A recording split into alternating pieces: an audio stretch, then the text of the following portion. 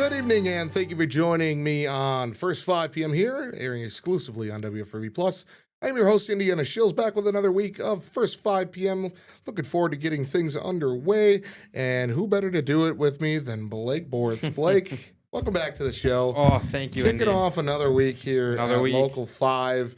Now, we'll jump right into your story right away. Why not? All right. You look all dapper today. That's because you were in the newsroom for a live shot. You'll be back in there, so unfortunately you can't stay for the whole show today. Unfortunately. But you will be appearing on live television. I'm going to have to Luke Sampy my way out of here. Well, anyways, we'll start off. Let's go ahead and talk a little bit about your story. You were down in Fond du Lac today, correct? Yep. Now, you were working on we finally got the criminal complaint for this case where a woman had brought her son into the hospital and he had passed away. And you want to just explain a little bit more about the situation and about kind of what happened today, and then we'll kind of show your live hit from our 5 p.m. show. Yeah, a pretty crazy situation that occurred down there in Fond du Lac. This mom, Tina Beaupre, she had lost custody of her son back in 2024 because he needed a full-time caregiver because he suffered from muscle dystrophy. So that was the reason that happened. And then fast forward a couple months later in 2024, she got custody back, moved into a homeless shelter in Fond du Lac, moved into an apartment, whatever. He weighed, I want to say, 68 pounds at one point in time from then until when he passed away. But then kind of fast forward to December 2nd through the 5th, it sounded like in the criminal complaint, was, agonized for food, sounded like couldn't eat the best, but wanted to eat, obviously, trying to eat and when he was hungry, and it kind of progressed to where we got now, and caseworker checked in the 2nd through the 5th with the two of them.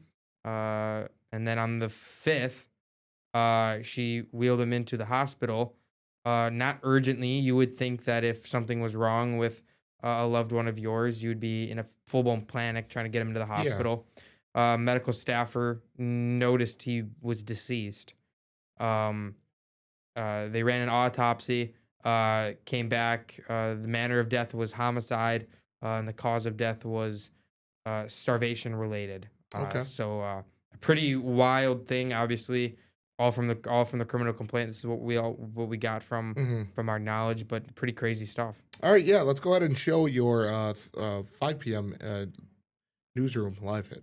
A Fond du Lac woman is facing a charge of child neglect resulting in death after she brought her unresponsive son to the hospital. Local 5's Blake Borth live with us now in the studio with the latest on this. Blake? Tina Beaupre is charged in Fond du Lac County Court with child neglect leading to the death of her son. According to a criminal complaint obtained by Local 5, her son was taken away from her and placed in foster care in May of 2024. The court ruled her son needed a steady caregiver to treat his muscular dystrophy. Then in November of 2024, Beaupre was given custody back to her son. Fast forward now to December of 2025, video surveillance at SSM Health showed Beaupre wheeling her son into the hospital wearing a winter jacket and a hat. In the criminal complaint, Beaupre did not alert medical staff that her son was in medical distress. A registration staff member noticed that the child was deceased. Then she stated he was in a comatose state for 2 days. After an autopsy was conducted, it was showed that the manner of death was homicide and the cause of death is starvation related. Beaupre is currently being held in the Fond du Lac County Jail on a $500,000 cash bond. She'll be back in court on March 17th. Tom Stacy, back to you. All right. Well, so there you have it. $500,000 cash bond. More updates will be found on our website at wearegreenbay.com as we progress through the criminal court case. Now, moving on to another story. This one a little bit nicer compared to the one you unfortunately had to cover today. Sleep in Heavenly Peace, expanding to help more children stay off the floor when sleeping. So their mission is simple. No child sleeps on the floor. The nonprofit builds and delivers twin-size beds for children who do not have one at no cost to families. Local 5's Ellie Davis reports live for us. Well, not live, but she reports for us. A local nonprofit is marking a major milestone, expanding its mission to help more children in Northeast Wisconsin. Our Ellie Davis spoke with Sleep in Heavenly Peace in De Pere about an expansion that'll ensure more kids in our community have a warm bed to sleep in at night. For Sleep in Heavenly Peace, the mission is simple. No child sleeps on the floor. The De Pere chapter builds and delivers twin-size beds for children who do not have one, for no cost. So we supply beds for kids ages 3 to 17 who currently are either sleeping on the floor, on a mattress on the floor, maybe an air mattress, or in bed with a sibling or in bed with a parent a lot of times. Since launching 5 years ago, Vermeulen saw the need in his community firsthand. My neighbor was a retired firefighter, and the quote that always sticks with me, I asked him if it was a real problem, and he said, a lot of times you'll go on a service call, rescue call, and the head count doesn't meet the bed count. And that stuck with me for the last 5 years.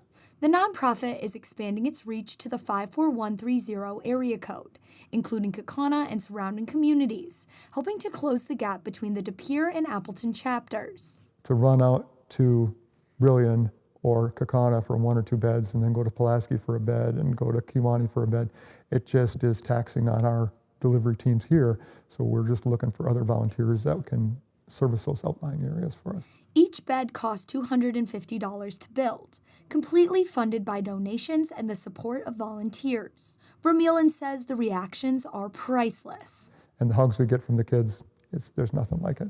Sleep in Heavenly Peace has 23 chapters across Wisconsin with the same mission, to make sure every child has a bed to call their own. We can't do it without the community help. The word that we use is called bedlessness. It's not a real word, but it's a real problem. In Swamico, Ellie Davis, Local 5 News. A local nonprofit is marking.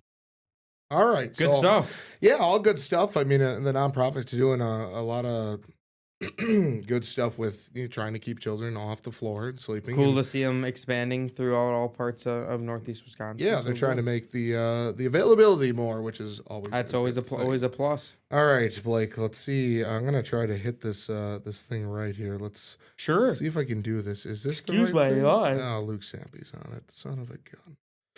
Well, yeah, you're looking at measles now. Here, we'll bring Blake in here. Pretty much what's going on is we got some measles cases going on in Wisconsin. So a measles case was confirmed at UW-Madison. The student is recovering. According to the University Health Services at UW-Madison, it was confirmed that a student had measles. The student reportedly lives in an off-campus apartment. The release says the student is recovering after getting medical attention.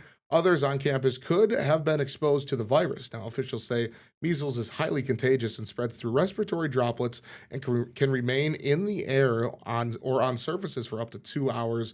The symptoms include a high fever that may spike to over 104 degrees Fahrenheit, cough, runny nose, red and watery eyes. Officials are working together to let people know who may have been present in spots where the infected student visited. More information can be found on the University Health Services website. Did you drop your phone? Yeah. All right. Well, anyways, you can find more information on that story on our website at wearegreenbay.com. And we'll bring Blake and I back here full screen. Blake, so how you like doing newsroom live shots? Studio live shots? Love them. Well, yeah, studio, I guess. Yeah. Love them. Why is that? It's always a blast when you're hanging out with Tom, Stacy, and Mr. Stampy. Yeah, Devin had texted me, said that Tom, Stacy, and Luke had kind of a funny moment, apparently, in our 5 p.m. show that I have to take a look at later. Oh, boy. To potentially post on our social media. So I'm looking forward to seeing. Oh, boy. Exactly. Is it about me? I don't know. I feel like it might be the way that's sounding. Well, I'm not sure. I'm going to have to go out there and Blake, ask. Devin just told me that there's a pretty funny little back and forth between the May three have of to them. clip it and run it. Probably could go to commercial quickly. Yeah, we are going to hit our first commercial Ooh. break. When we come back, I will try to get that video in time for us for our next segment on First 5 p.m. But until then, stay 1 minute with go. us. We'll be right back.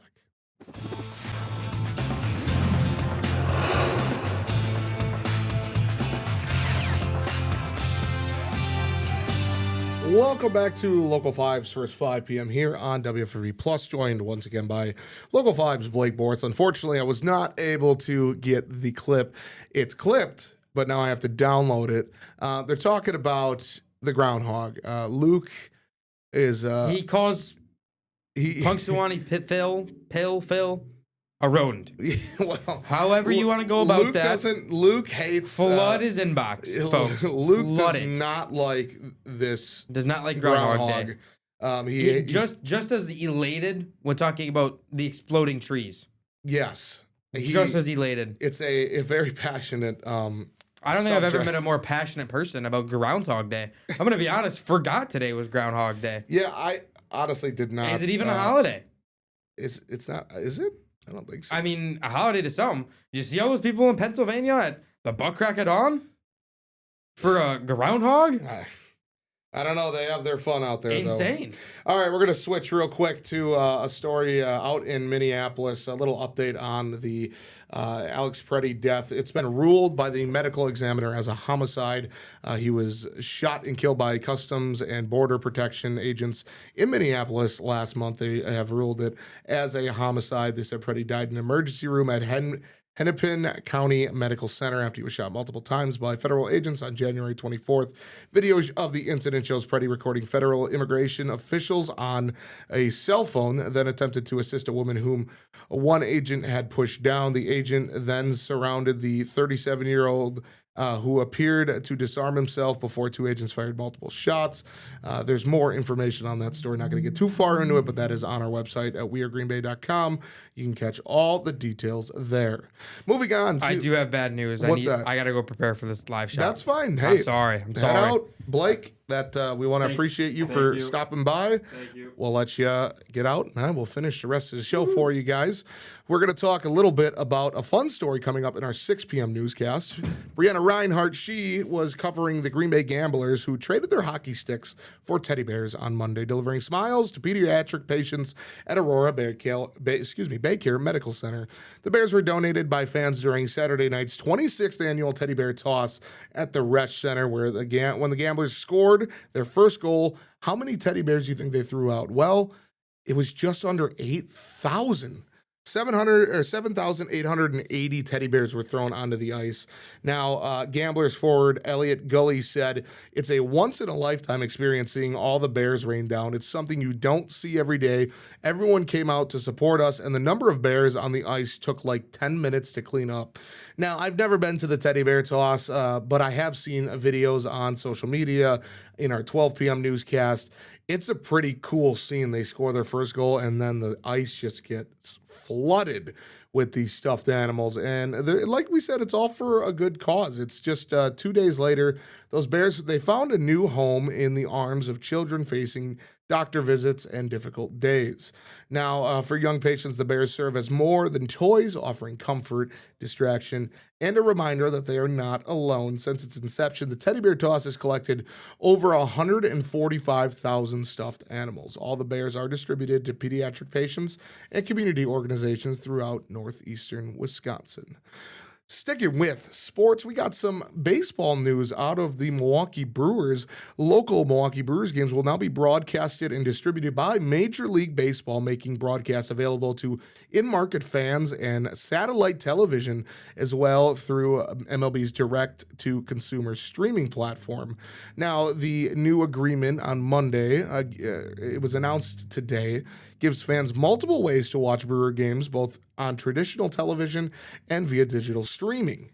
Fans with the Brewers' home television markets, such as Green Bay here, down in Milwaukee, and kind of pretty much everywhere in Wisconsin, they'll be able to watch they'll be able to watch games on cable and satellite providers, or stream them live through the MLB TV app.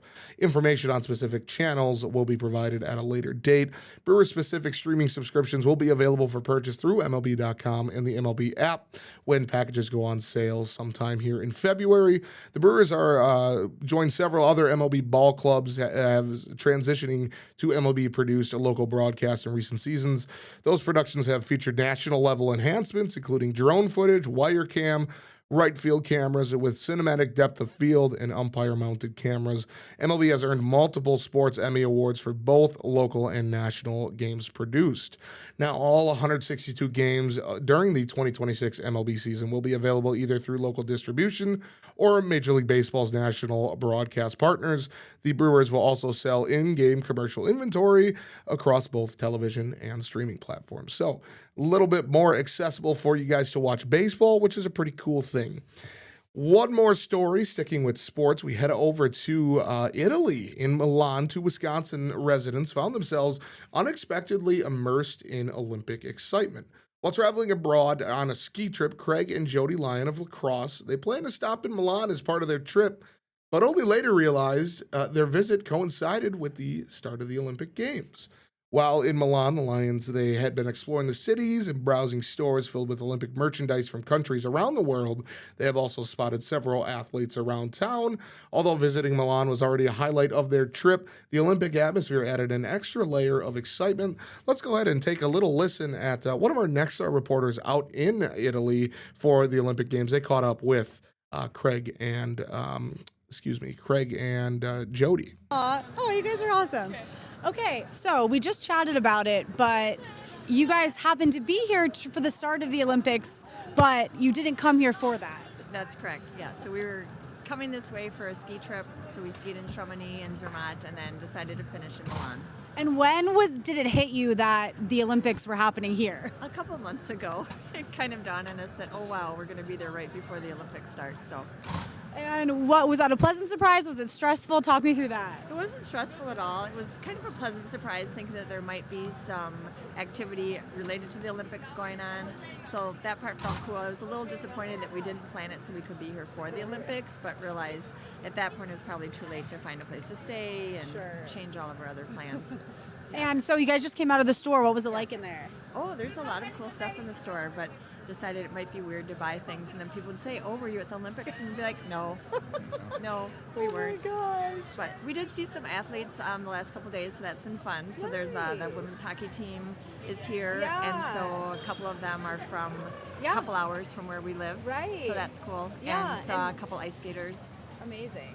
Okay, so I'm actually covering women's hockey specifically. So I interviewed Caroline Harvey and Hillary Knight. So are those two players you're familiar with? Like they went to UW? Can't tell you we're familiar with them. No worries. No, but there was one player that goes to U of M and one player that's from Roseville, Minnesota. So that's close to us. Amazing. Yeah. That's cool. You're very cool. Yeah. And then just kind of speak to the vibe of everything you're seeing here. I mean, it's not just this. There's stuff all over the city. What's it been like just kind of walking around, seeing the Olympic spirit around here? Yeah, it's great to see the city getting hyped up for the Olympics. We love the Olympics. Love the streets being decorated and just kind of a great energy in town right now. So that's been fun. Amazing. And can you give me your first and last name for me, please? Jody Lyon. Can you spell that for me? Jodylyon.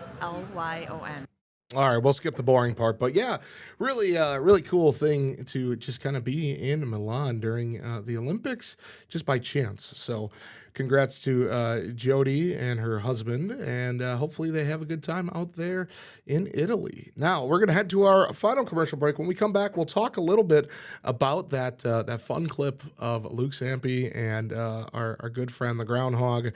But stay tuned. You won't want to miss it. We'll be back right after this 1-minute commercial break.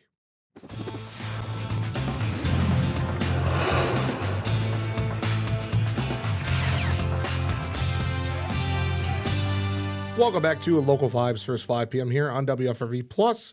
Just about 10 more minutes to go until the end of the show, unfortunately, but we do have some good stuff in store for you. So we teased that clip between Luke Sampe, Stacey Engerbretson, and Tom Zadalasky. Let's go ahead and show the little bit of fun they had in our 5 p.m. show. All right. I have known Luke Sampe for 13 years. He hates this day with a passion. He hates this more than Luke, I'm your father. It's a close He hates Star 1 Wars. and 2 there with the Star Wars Luke and groundhogs and rodents. And we all know that we're going to have winter here for another 6 to 8 weeks. I wish it was 6 to 8 days. So do we. 6 to 8 weeks, no matter what the rodents say, we are going to have winter. Now, we are going to have. Yeah, Luke, not a fan of Groundhog Day. Now, I don't even know how to say his name. Punks. I'm not even going to try it. Phil, the seer of seers, he gave his diagnosis today at Gobbler's Knob during the annual Groundhog Day celebration. The furry forecaster, he saw a shadow predicting 6 more weeks of winter. Every February 2nd, Phil emerges from his home in Gobbler's Knob as thousands gather to celebrate him and Groundhog Day. In 2025, he declared 6 months of winter, 6 more weeks of winter, geez, hopefully not months, after seeing his shadow. While it was met with a chorus of boos, the Phil fanatics remained in high spirits.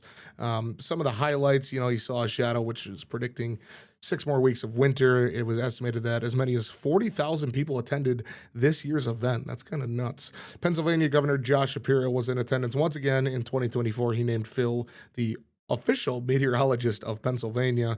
Phil seeing his shadow in 2025 marks the 109th time he's seen it in since it began in 1887. In 2024, he declared an early spring. Just a few months later, Phil and Phyllis welcomed 2 newborns to their family, aptly named Sunny and Shadow. Kind of ironic there.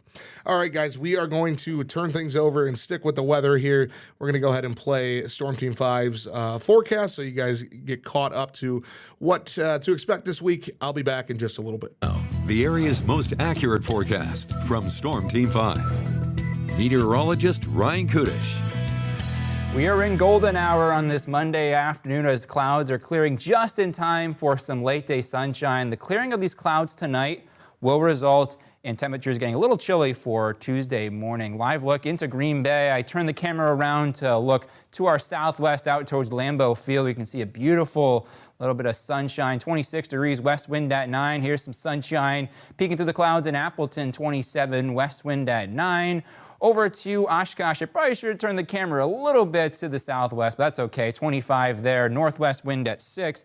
Let's do one more camera stop. Let's go over to the lakeshore in Manitowoc. We can see the back edge of that cloud deck from the far eastern part of our viewing area. 27 northwest wind at 14. One spot I definitely would like to be right now is lacing up the skates out there on the ice rink. Looks like we've got a few people out there. So that's a pretty good idea on this Monday afternoon. Temperatures are fairly seasonal for where they should be for this time of year. 26 here in Green Bay like we saw. A little bit cooler up north though.